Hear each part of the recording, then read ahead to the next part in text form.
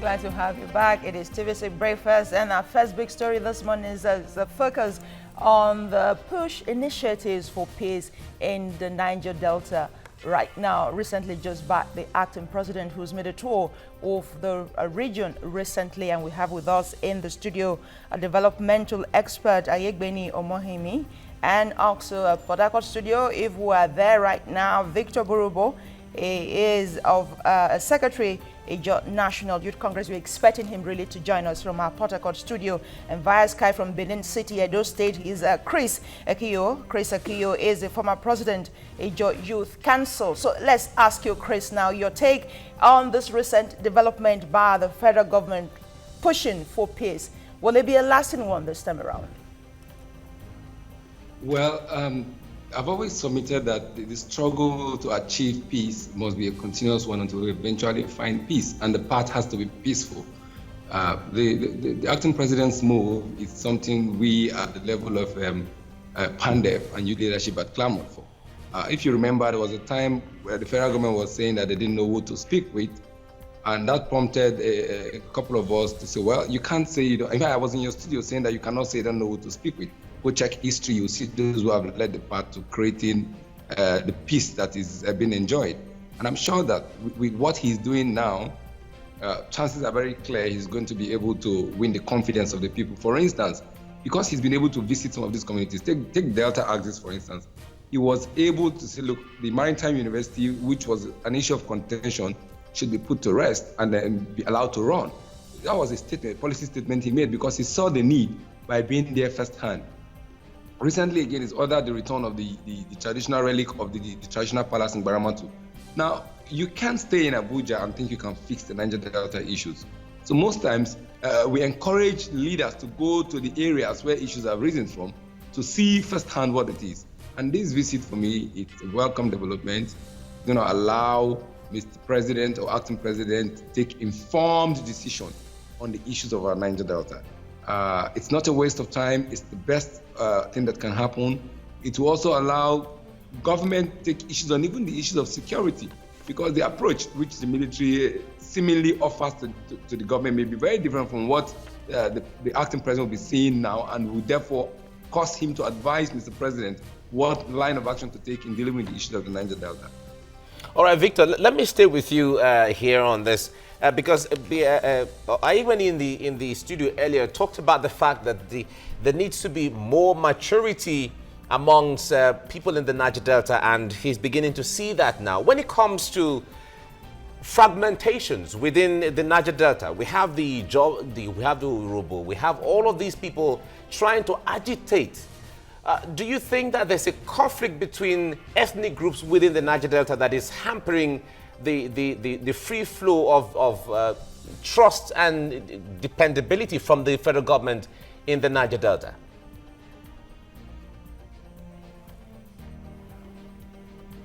Victor, can you hear me? All right, I guess Victor can't hear me now. Victor, can you hear me? Oh, sorry, yeah, Chris, I'm asking you, Chris, sorry. Okay, all right, thank you. Basically, there is always a sharp contrast about ethnic nationalities everywhere in the country. So the Niger Delta is not excluded. We have the Ijos, the Shakiris, the Urobos, the Ibibios, the Efiks, the Ogonis, the Ikweris. Everybody have their own peculiar desires and ethnic nationality. But there's something that binds us together. That is the terrain, and then the underdevelopment, and then the gas flaring, and then the oil exploitation. That's a common problem that we have. And as far as we're concerned, PANDEF was created to deal with that. Because there was this fear that the Ijos are in the forefront. But you also know that the Ijos have been the major agitators for this issue.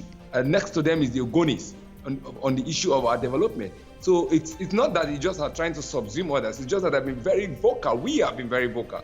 But as it is now, with the creation of PANDEF, that has all the ethnic groups working together, our common patrimony or our common destiny is to deal with the issue of our underdevelopment, the issues of our degradation, the issues of the exploitation, and I do not think that it is a threat. Right now, the president is visiting all the states. He's not exclusively visiting the Ijaw people. He's visiting all the ethnic nationalities. And in all those town hall meetings, everybody representing these groups are free to make a position. But what is common to us is that neglect of our region at the expense of our people.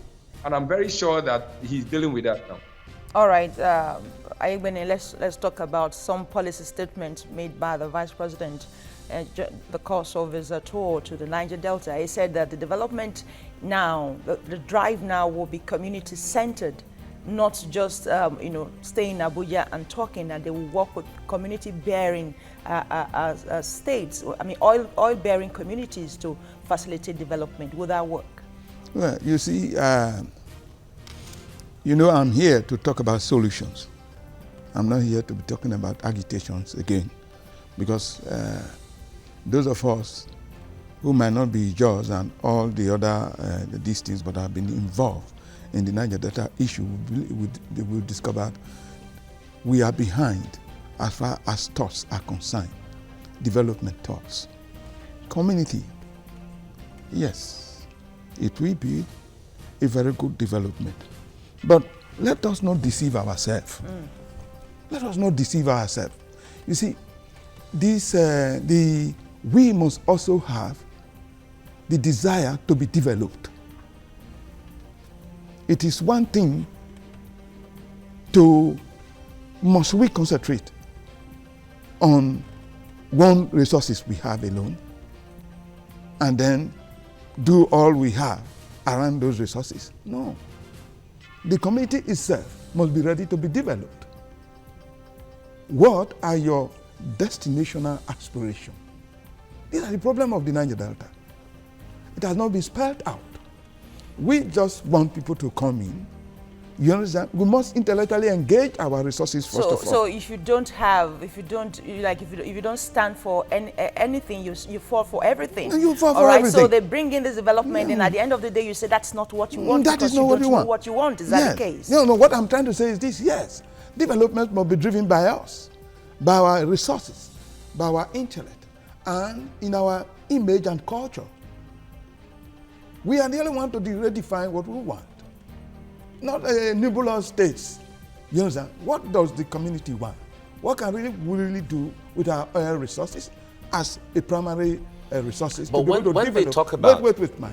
To be able to develop a secondary economy that now taps our human resources. What do we go about it? It is not... Look, we are no longer talking about...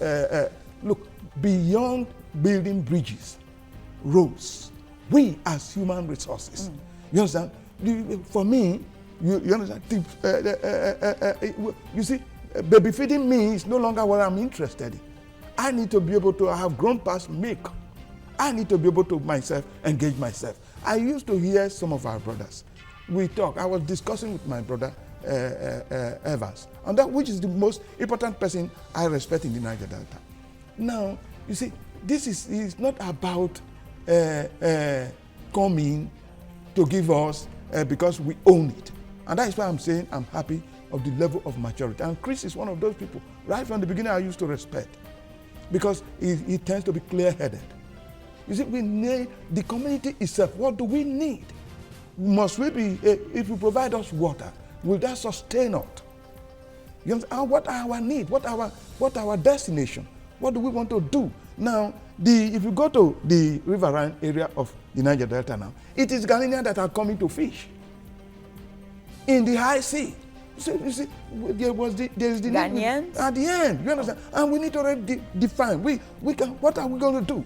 We have quite a lot of things. We can edible alcohol and all these things. These are the things we should be able to do. You see, sometimes they say, bring the headquarters of IOCs. Look, I had somebody from the Niger Delta who was supposed to come with a fertilizer, a small fertilizer plant. He said, I will not site it in the Niger Delta.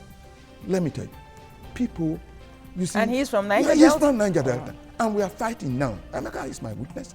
We are fighting. We say, look, why don't you site it within that place? Now, you see, Greenfield, where is it supposed to be sited? It is, we also abhor, we must change, we must be receptive to development in the first place. Because development, development is a perception. And it's like a prostitute. You need to be able to cultivate the prostitute to keep it. Okay. Okay, let's go on a break and then we come back on this. There are so many dimensions to this discussion we certainly have to look at. Stay with us on TVC Breakfast. We are going out on TVC Entertainment now, but viewers there can continue with TVC Breakfast on TVC Nigeria on Concert Channel 190 and DSTV Channel 418. Go TV 45, ACTV 510. You want to hear how Ayegbeni will cultivate a prostitute to be a good wife. Stay with us.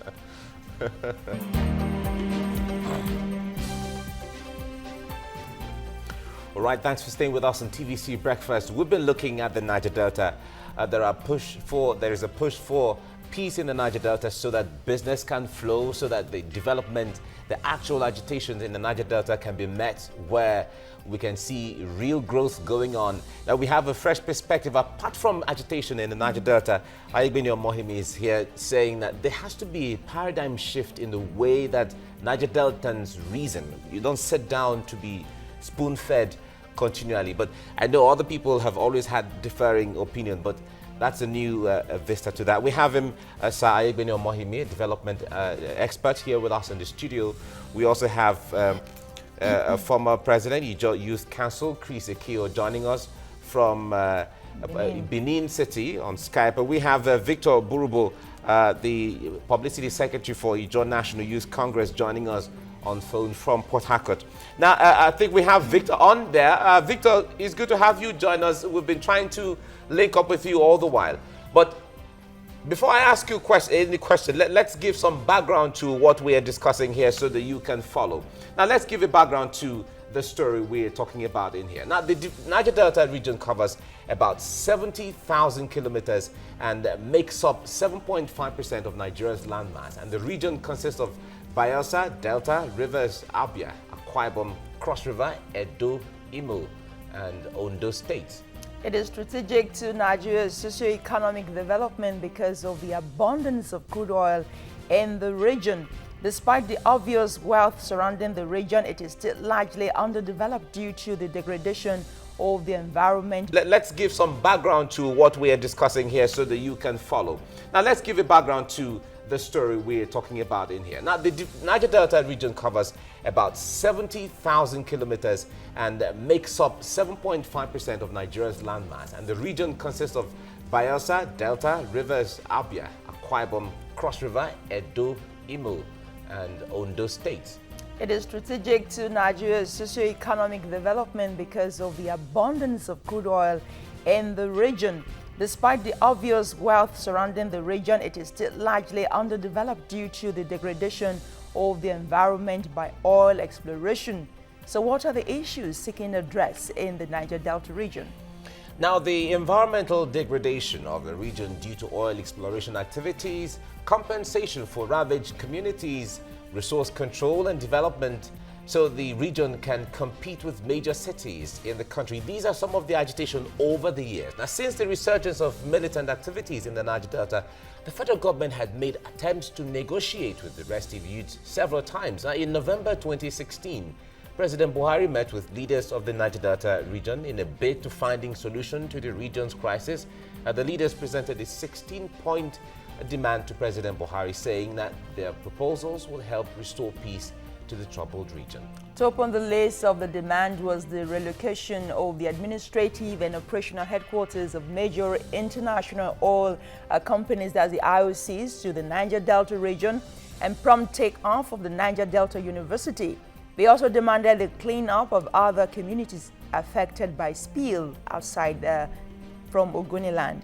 Now, the federal government, in a renewed effort at restoring peace to the region as well as create socio-economic development, kicked off a peace tour led by Vice President, who is now the acting president, Yemi Osinbajo, who's been on the forefront of dialogue with stakeholders to ensure issues affecting the region are amicably resolved. Now, acting president Yemi Osinbajo recently visited Bayelsa, Delta, and River State, as well as Imo State, to engage relevant stakeholders on how to bring lasting peace to the region. He is scheduled to visit Ondo State soon. Now, the visit to Ondo State has been cancelled twice, and it has really given rise to a lot of questions as to why is he not visiting the Ondo State rather. But let's get to Victor standing by in Port Harcourt.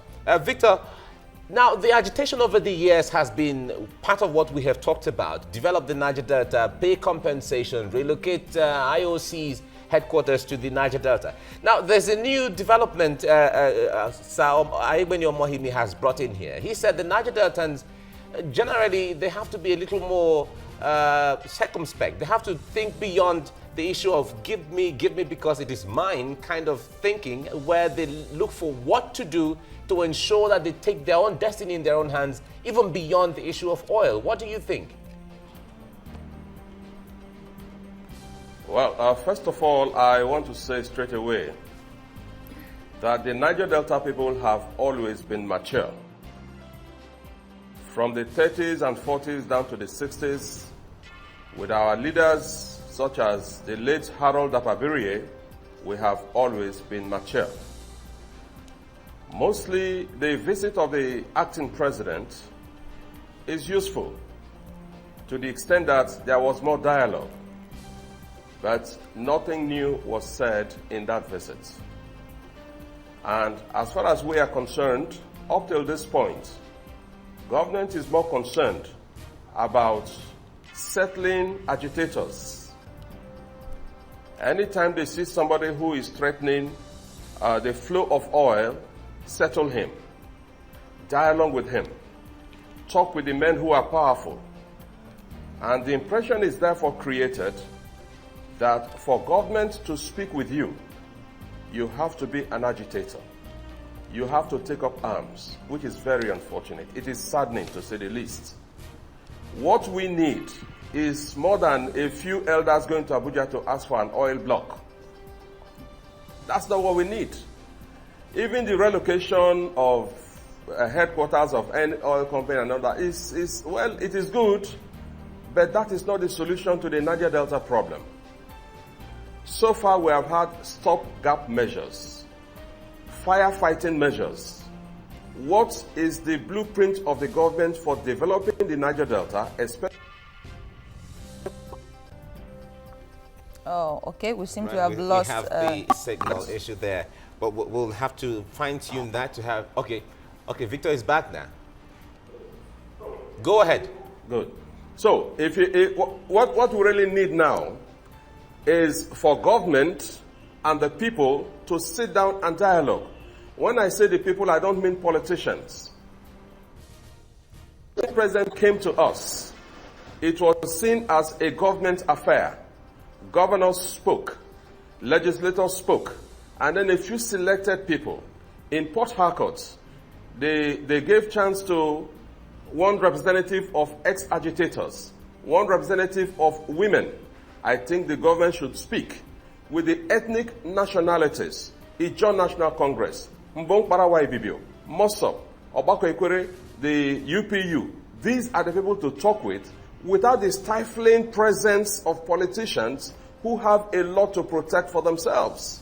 All right. When we talk and say what we really need, then government can deal with us. So far, the atmosphere is stifling, and there are too many interests to be taken care of here and there. If I do not take off arms, don't I deserve to be heard? Yeah, but the point there is, what we have Victor, is a situation where a lot of young men are lured into kidnapping and shooting, and then they say, okay, let's dialogue with them. That is the wrong approach. But Victor, the question, there was a question we asked earlier on. This issue of ethnicity of one Ogoni, Ijaw, Urobo, and so on, Ishekiri, and so on. Isn't that part of the problem, where if the government has to deal with these people based on their ethnicity or ethnic groups, as the case may be, that brings division even to the Niger Delta? Because the point there is, the problem affecting Ogoni people is still the problem affecting Ijaw people. Is still the same problem affecting Ishekiri and all of them. Good. I don't think there is division in the Niger Delta. If you take oil from Ogoni, and you take oil from Okrika, and you take oil from Boni, you have to talk to all of us. The same problem affects us, but not in the same way. Of course, there has to be a platform for dialoguing generally, but if government is serious, you have to go down to the brass tacks, meet the people where they are. the issue of disunity does not arise with me. Even in our own families, we don't always agree on everything. Wives and husbands and kids don't always agree. So when they say there is issue of disunity, for me it is just an attempt to call a dog a bad name just to hang it. Okay. Talk with the people. We are united. We are in the same environment. All right, Victor. But the problems do not affect us in the same way. Yes, Victor, this is part of the paradigm shift that is being called for right now. The concept And of farmers, blacksmiths. the concept of, because Ayegbeni Omohimi in the studio earlier was saying the Niger Deltans have to be able to reason beyond the concept of this is our oil. Come and give us our money, come and give us this, and come and develop us as the case may be. Beyond even the issue of oil, there has to be a paradigm shift. But let's bring in Chris Ekio standing by on Skype from Benin in here. Now, there has been a lot of agitation, and there are calls for us to move away from agitation. If the Niger Deltans have to sit down and reason and say, okay, we have to champion a course beyond the issues of oil, what will all of those things be? What strategy do you think should be adopted by Niger Deltans even beyond the master plan of oil? All right, thank you. There are a couple of issues I agree with Victor and Ayegbemi, and a couple of issues I think I may think are different. First, we agree, I establish here that there is a common patrimony in terms of what we look at as our challenges. And that I define as the underdevelopment, the marginalization, and then our environment. The ethnic nationalities all feel that brunt in different measures, but seemingly the impact is the same. Now, there is no paradigm shift that can solve the problem of a people whose oil is the source of and the bedrock of a national wealth, and those people are in abject poverty. Because the bottom line here is actually poverty and underdevelopment. So, whatever development we want to look at, be it agri, be it in the fishing industry, like my brother said in the studio about Ghanaians coming to fish, it depends on the availability of resources. If you have to fish in the Jaw areas today or in the Niger Delta today, you need to go into the estuaries, into the sea. How many of these Jaw states or Niger Delta states or businessmen have fishing trawlers that can do that? You don't have. So everything is still hinged on oil to develop all the other sectors. The rice we're planting now, there is no one rice mill, functional rice mill in the entire Niger Delta. So even if the whole Niger Delta goes to agri and grow rice, how do you mill it? How do you process it?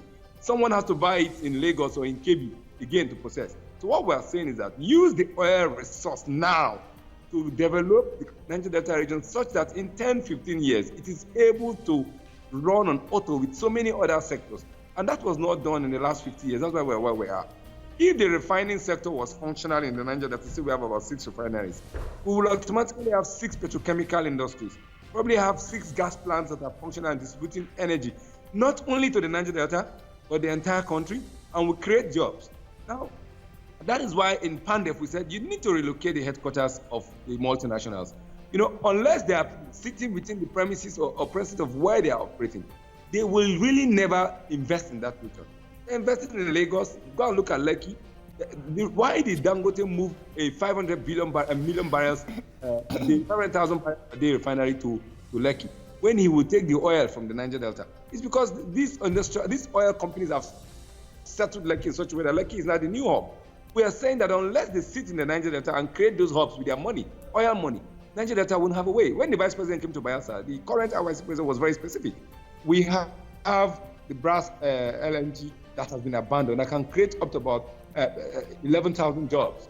And we're talking about energy. The entire Bayelsa is sitting on gas. They are looking for gas to power electricity. And they are building the gas plants in Lagos and other areas where the gas don't exist. This misplaced priority is what creates the conflict and give an impression that there is a calculated attempt to underdevelop the Niger Delta. So the relocation is one step towards re-identifying key infrastructure that will happen. We cannot, and I say this, there is no way Nigeria can just jump into agriculture without oil. You need the resources from oil to enhance agriculture. Even all right, Chris. All right, Chris. Chris, let me put you on hold a little. We have to go on a break now, and then we come back. Stay with us on TVC Breakfast. We're discussing the Niger Delta and way forward on things.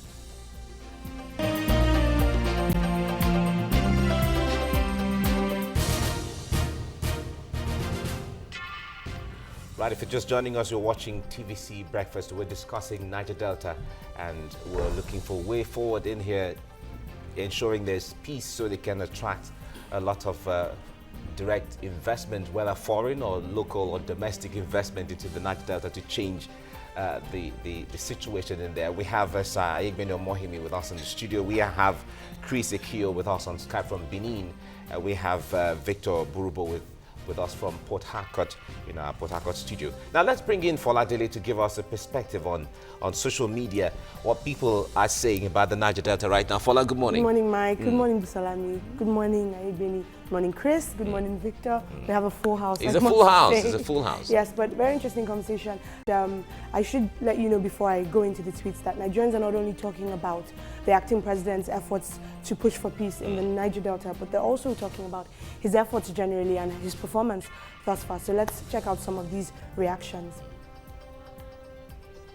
Oyenkuzi says, just struck me that Osinbajo's visit to Southeast and Niger Delta is considered an achievement. Anyway, Buhari wouldn't even bother. Yele says, the way you guys are applauding Osinbajo's visit to the Southeast and Niger Delta just shows Nigerians are too darn easy to impress. Renaud Mokri says, Osinbajo approached Niger Delta with compassion and understanding, not threats, and bluster like his boss. Hashtag the alternative. Oloye says, Osinbajo became acting president. All of a sudden, gas for power generation surfaced. Peace talks that will promote crude oil sales ongoing. Ogbera Dare says, I'm at peace with the way our acting president, Prof. Osinbajo, has conducted himself so far. 3 gbosas for you, sir. And last one here from Abdulmumin Jibrin, and he said, we should support the VP to hold our country together and continue the good work he has started while praying for the safe return of PMB.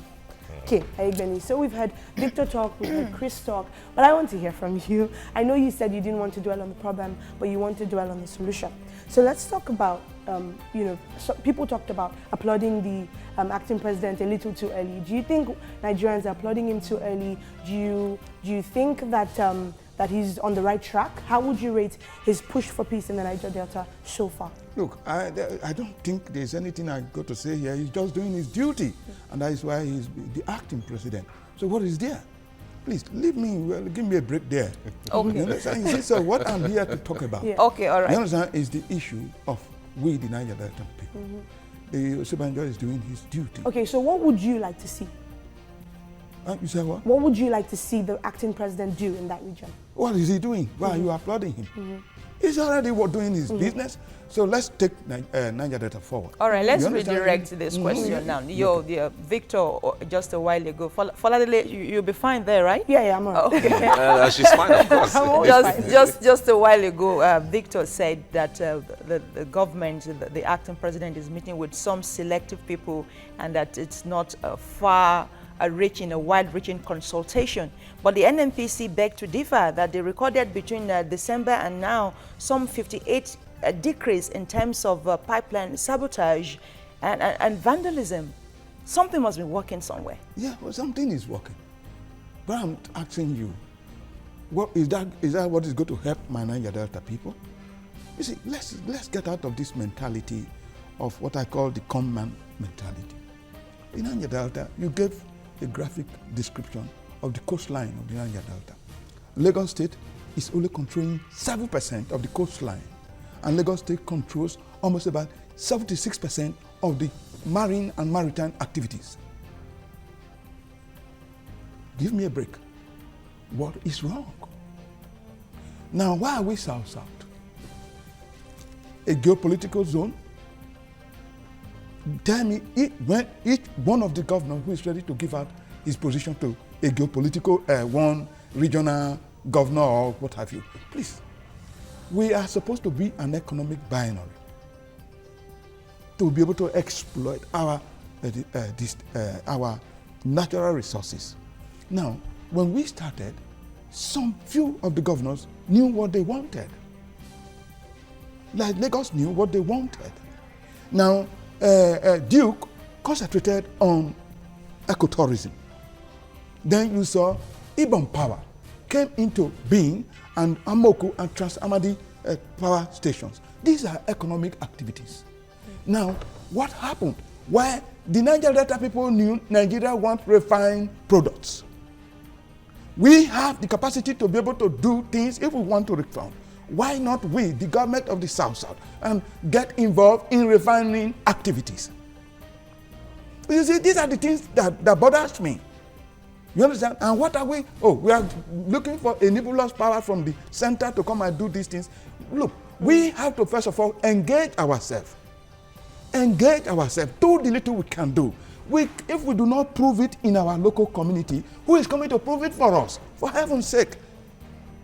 You understand? We are all failing because we do not want to prove it. The TVC do not want to prove it and be successful. And you want the government to be successful? You see, we must be able to... Well, I'm happy we are proving it here somehow. You see, so the people must be able to know exactly. We need the government, yes. But we don't need them, for heaven's sake, to be able to say, we want to exploit these things, we want to be able to do it like this, we must engage to fail. We either try to fail or we're not trying. All right. So on the government parts, they're doing a fine job. Look, for me, they are doing their duty. Yeah. You understand? He's trying. Okay. But what I'm trying to say is that that is not my focus. You've answered my question. Yes, Okay. All right. Thank you. Well, thank you. Thank you. All right, now, Victor, let's bring you in here now. They're talking about states trying to champion their own cause, trying to bring out trying to mission their vision one way or the other. The Niger Delta states seem to be very overshadowed by the natural resources they have within their under their ground. Because Ayegbeni is bringing a new dimension in here. Like a state has to be able to champion its cause, look at the vision, and see where they can, galvanize all the human resource and capital resources to ensure that they meet their vision.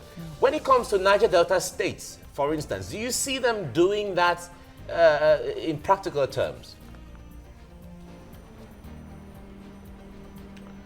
Well, first of all, theories are good. Yes. But when you are in the Niger Delta itself, and you remember the history of the people before the white man came, before oil became an issue, the people were vibrant economically, socially, politically, any way you could think of. So what has gone wrong with the system is not the way we think. It is a system that was foisted upon us. First of all, the amalgamation of the North and South and the creation of Nigeria was not done by us. The Constitution of Nigeria was not written by we the people. So the point we are making is that in the circumstances we find ourselves, what is the best thing we can do? I have mentioned it before, our governments, whether at national, state, or local government level, are not responsible to the people. The oil companies and the government are only interested in the flow of oil so they can earn revenue. We shouldn't be reduced to mere statistics. We shouldn't be reduced to barrels of oil flowing. And that is the wrong notion people have carried on for a long time. The Niger Delta man is hardworking, is enterprising, he is sound. But when a few people in government think that all they want from the Niger Delta is the oil, you want to milk the cow, you don't want to feed the cow. And so what happens? A few people look at it and they say the Nigerian government is notorious for being deaf to the needs of the people. And so they take up arms. And you quickly call those ones and settle them. The impression you are creating is that you will only talk with people who have the means of violence. So the point we are making is there are about 45 million people in the Niger Delta. A good number of them are hardworking youths. They have not taken up arms yet. Are you waiting for them to take up arms before you come and dialogue with them? So the visit of the Vice President, I did not applaud it and I did not condemn it. The point I am making is that any kind of dialogue is good. But let's go beyond this government thing and equating everything to barrels of oil. Let there be some form of Marshall Plan for developing the Niger Delta. We had that already. The Niger Delta Basin Development Authority was recommended by the British. What did the Nigerian government do? They merely created basin development authorities all over the country and gave the Niger Delta Basin Development Authority the least allocation. UNPADEC was created and we had directors from all over the country. They gave contracts to themselves. The NDDC itself is an interventionist agency, but what does it do for the Niger Delta people that is directly beneficial to them? the artisans, the women, the youths. That is why I suggested that any kind of dialogue with the federal government or with the state governments must involve the representatives of the people at the grassroots, those who live there. If we do that, it will help. That's the point we are making here. Okay, let's bring Chris in here now and redirect this question in a way. Victor in Port Harcourt said the government has not really done well for the people. Ayegbeni here said the people have not done well for themselves. So let's center that question on the issue of the 13% derivation that goes to the Niger Delta, goes to the states every month from FAC. How would you rate? Are we going on the break? Yeah, let's go on the break. Great. Chris will have to answer that after the break now. Stay with us on TVC Breakfast. We're discussing way forward for the Niger Delta.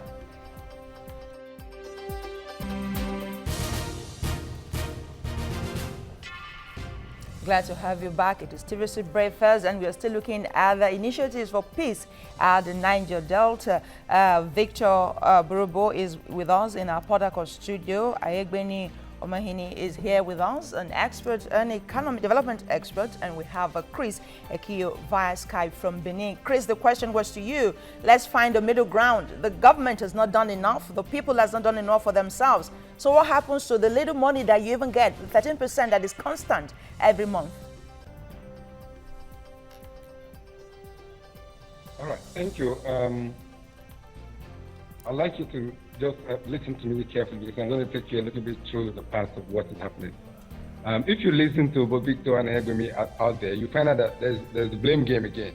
One says government is not doing enough, one says the people are not doing enough. That's what the government has made us to believe.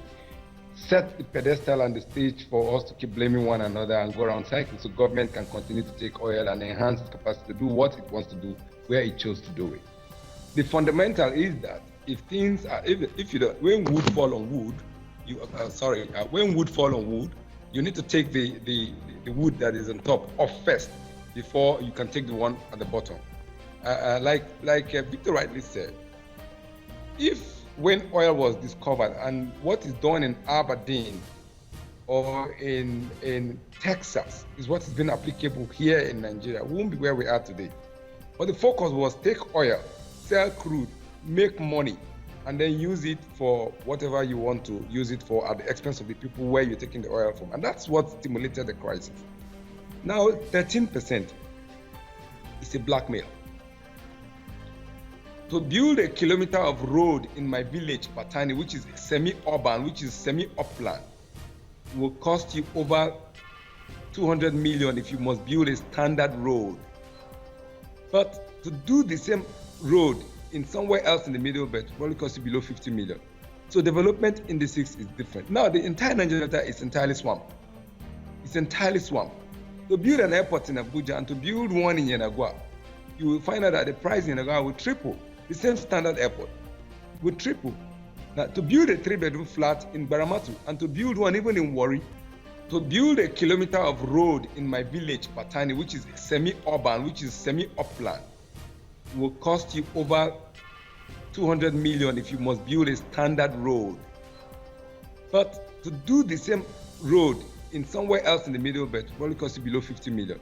So development in the 6 is different. Now the entire Niger Delta is entirely swamp. It's entirely swamp.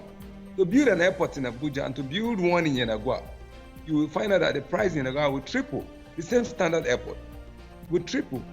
Now, to build a 3-bedroom flat in Baramatu and to build one even in Warri, the prices are different. In Baramatu, for instance, you will have to take both sand and water and cement from Warri via boat to Baramatu because it's entirely salt water. All right, Chris. Chris, Chris, let me put you on hold a little bit. It's time for the news update. We'll come back to round off on all the ideas we're putting together right now. Stay with us on TVC Breakfast. It's time for the news update. Ikechukwu Bieno is already standing by. Ike, it's all yours now. Thank you.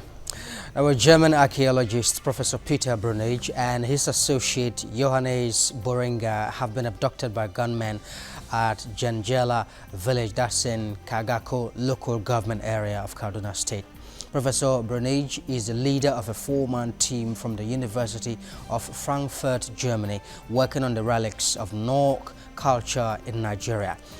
The team had resumed at a site shortly after which a 5-man gang appeared and ordered them to lie down. Sporadic gunshots were fired in the air, and 2 hunters who attempted a brave chase after them were not spared.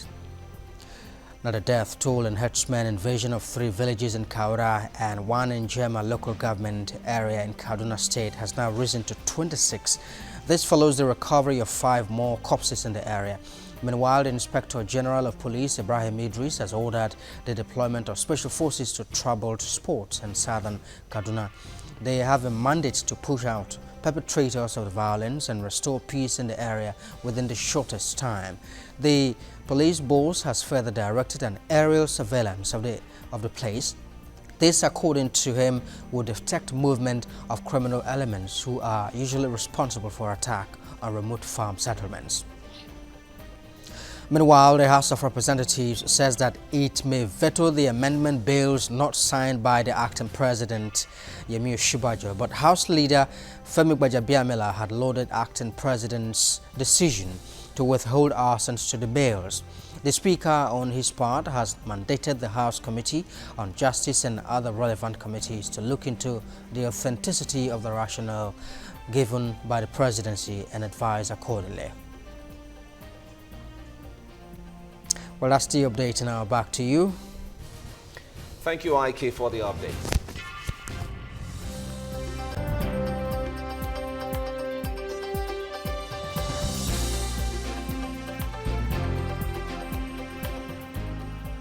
Right, thanks for staying with us. We have been talking about the Niger Delta and finding a way forward for development in there. We have Aigbeni Mohimi with us here in the studio. We have Chris Ekio in Benin joining us on Skype, and we have Victor Burubo joining us from our Port Harcourt studio. Now, Chris Ekio, you were making a point before we went on a break.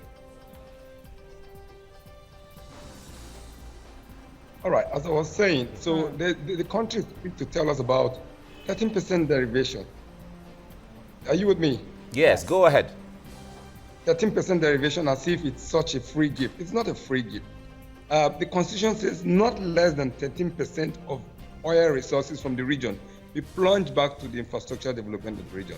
The Niger Delta in 1999 is not the same Niger Delta in 2017.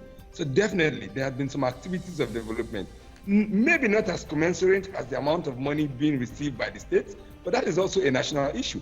I can assure you that those other states that do not get 13% do not also have development as commensurate to what they get.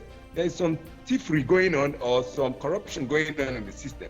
But that does not preclude the fact that the Niger Delta needs radical development. Now look at the Northeast. The moment the commission was passed, we were told that 5% of our national VAT for 10 years will be dedicated to that development. The UN is bringing in money to that same development. The country is borrowing money to that same development. Now that is a radical approach, a deliberate radical approach. Now the 13% derivation that you're talking about, NDDC was created by an act of parliament, and the federal government is the one that is reneging on its own contributing quota to help the NDDC to actually rapidly develop the Niger Delta. The federal government created the Niger Delta Ministry with its own evolution by fiat, put it there, and has refused to fund it to build infrastructure in the Niger Delta. But it is funding every other edge. Even the ecological fund that is available for ecology is not spent in the South-South. It is spent more in other desert areas than in the South-South. Now, this approach of government is why there is this acrimony and this hate game about tribe and tribal jingoism everywhere. I think that government must be more responsible in doing what it has to do without fear or favor, regardless of which region. If you are taking about 79% of the country's resources coming from one region, it is only commensurate that you spend close to 50% of that resources in stabilizing the region so you can continue to benefit.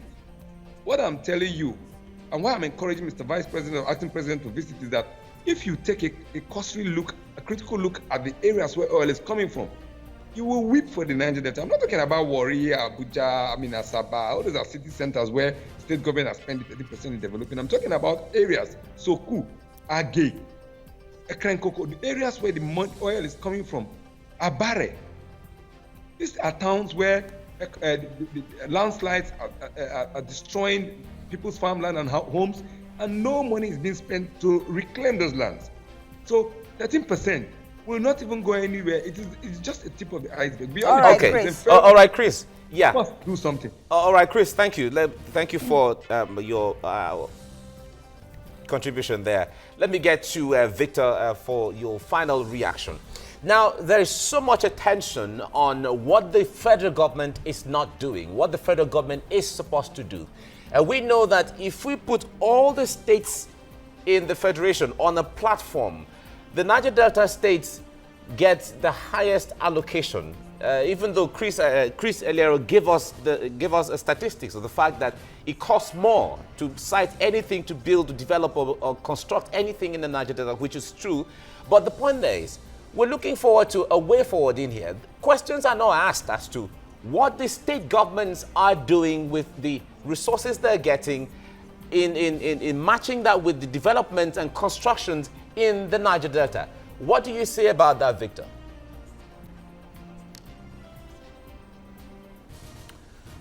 First of all, I want to say this. We have a dysfunctional federal system. And so when derivation funds are paid to the states in the Niger Delta, many Niger Delta state governors begin to think that they are national icons now.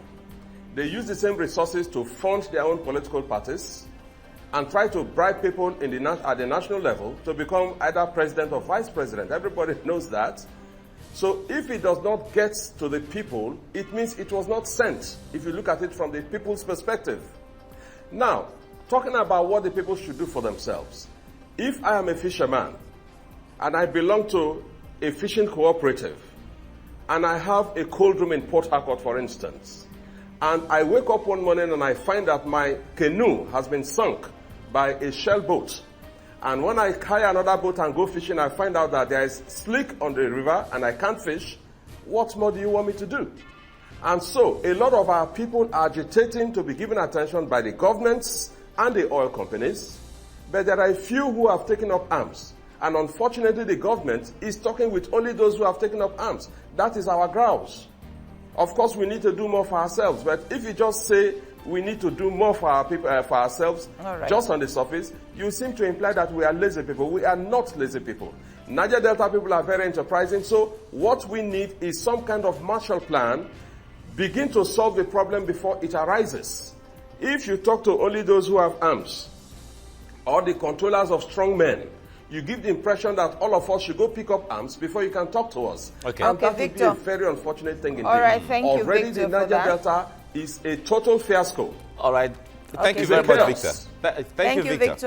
Ayegbeni is back to you. I know you're people-centered, but let's just as we round off, your thoughts on the issue of partnership. The federal government intends to partner with some stakeholders in the industry.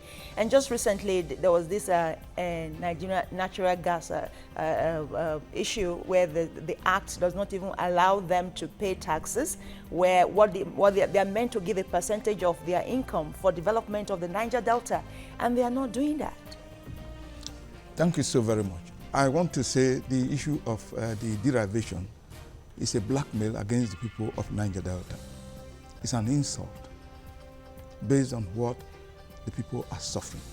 But I told you that I have personally passed that stage. No matter what is going on, I maintain that you don't get development, you fight and earn it. It's not given to you on a platter of gold. That's why they're taking arms Listen for to it. me.